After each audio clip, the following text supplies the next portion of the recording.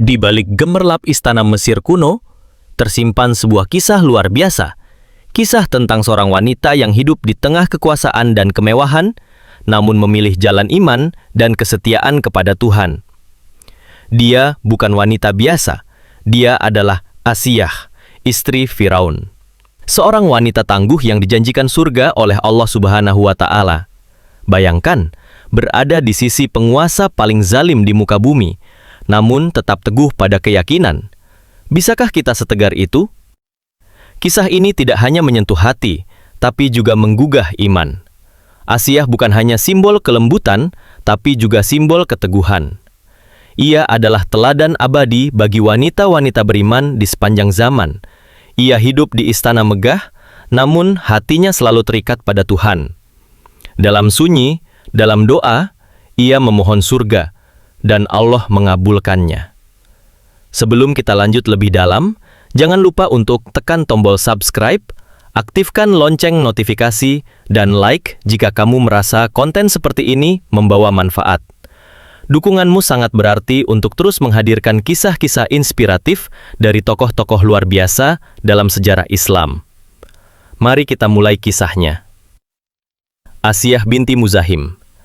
Namanya tercatat dalam sejarah bukan karena kekuasaannya, bukan pula karena kekayaannya, tapi karena keimanannya yang luar biasa.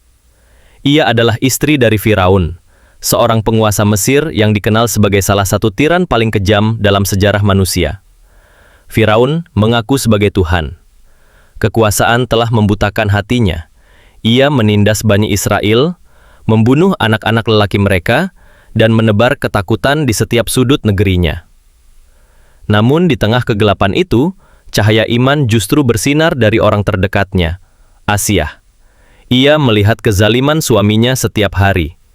Ia tahu bahwa apa yang dilakukan Firaun adalah kesesatan. Tapi ia tidak bisa sembarangan menentangnya. Ia harus menyembunyikan imannya. Dalam diam, Asiyah menyembah Allah. Ia tidak ikut menyembah Firaun. Ia tidak percaya bahwa suaminya adalah Tuhan. Hatinya hanya tertuju kepada Allah. Puncak ujian Asiyah datang ketika bayi kecil yang hanyut di Sungai Nil ditemukan di tepi istana. Bayi itu adalah Musa. Allah mengatur semuanya. Ketika para pelayan menemukan bayi itu, Asiyah langsung jatuh hati. Ia berkata kepada Firaun, "Jangan bunuh dia. Mungkin dia akan bermanfaat bagi kita.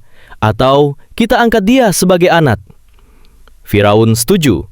Dan sejak saat itu, Musa dibesarkan di dalam istana oleh Asiyah. Asiyah tahu bahwa Musa bukan anak biasa. Ia merawatnya dengan penuh cinta. Ia tahu bahwa Musa adalah bayi dari Bani Israel. Namun, ia tetap menyayangi dan melindunginya. Tahun demi tahun berlalu, Musa tumbuh dewasa, dan pada waktunya Allah mengutus Musa sebagai nabi.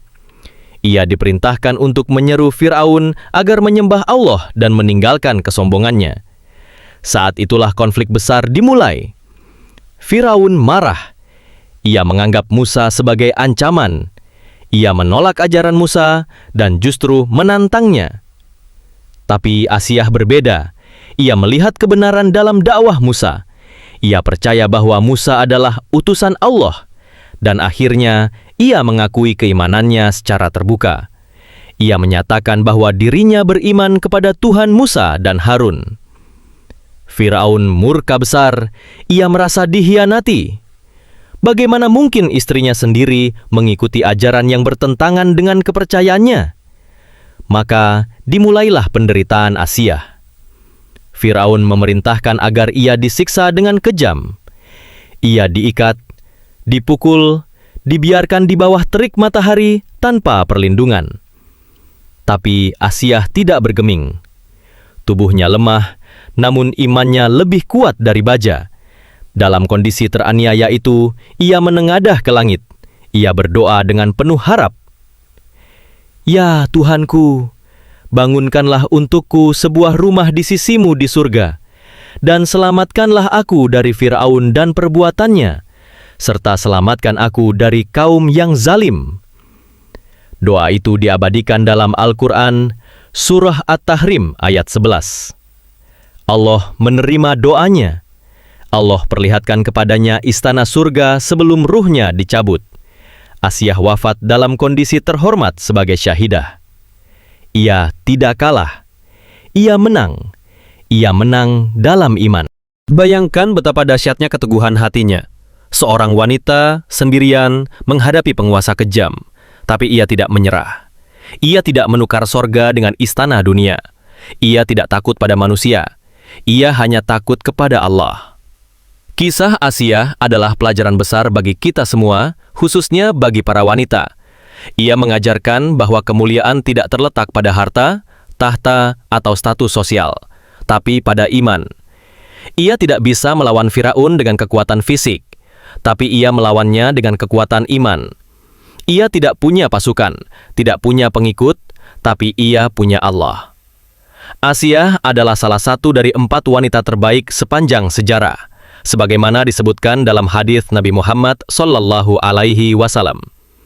Bersama Maryam binti Imran, Khadijah binti Khuwailid, dan Fatimah Az-Zahra, nama Asiyah harum sebagai wanita yang paling utama. Bayangkan betapa istimewanya ia di sisi Allah. Padahal secara dunia, ia hanya dikenal sebagai istri seorang raja. Tapi surga telah menantinya jauh sebelum ia wafat. Apa yang bisa kita pelajari dari kisah ini? Pertama, bahwa iman bisa tumbuh di mana saja, bahkan di tempat yang penuh keburukan. Kedua, bahwa keberanian dalam beriman adalah kunci untuk meraih kemuliaan sejati. Dan ketiga, bahwa doa orang yang teraniaya tidak pernah sia-sia. Saudaraku, kisah Asiyah adalah pelita bagi jiwa-jiwa yang tengah mencari kekuatan. Ia adalah simbol bahwa wanita tidak harus lemah. Ia bisa kuat, ia bisa teguh, ia bisa menjadi pemimpin dalam iman. Bagi para wanita muslimah hari ini, jangan merasa kecil hati, jangan merasa tidak berharga hanya karena dunia tidak memuji. Lihatlah Asiyah, ia dipuji oleh langit, bukan oleh dunia. Untukmu yang mungkin sedang diuji, yang sedang merasa sendiri dalam iman, yang sedang menghadapi tekanan karena memegang teguh keyakinanmu. Ingatlah Asiyah. Ingat bahwa ada seorang wanita yang berdiri tegar di tengah istana yang penuh kezaliman. Dan ia memilih Allah. Teman-teman semua, semoga kisah ini menjadi pengingat bagi kita bahwa dunia ini hanya sementara. Bahwa kemewahan, kekuasaan, dan pengaruh bukanlah segalanya. Surga adalah tujuan akhir kita. Dan untuk mencapainya, dibutuhkan keberanian seperti Asiyah. Keberanian untuk percaya, keberanian untuk bertahan, keberanian untuk memilih jalan yang benar, meskipun sunyi.